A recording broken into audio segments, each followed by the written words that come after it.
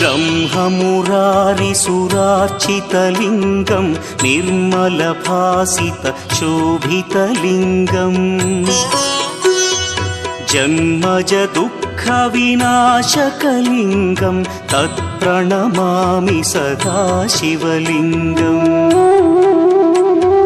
देवमुनिप्रवरार्चितलिङ्गं कामदहन करुणाकरलिङ्गम्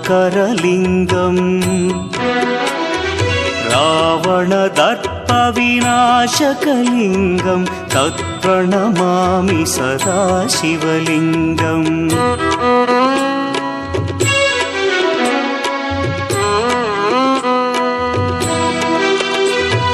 सर्वसुगन्धसुलेपितलिङ्गं बुद्धिविवर्धनकारणलिङ्गं सिद्धसुरासुरवन्द्यं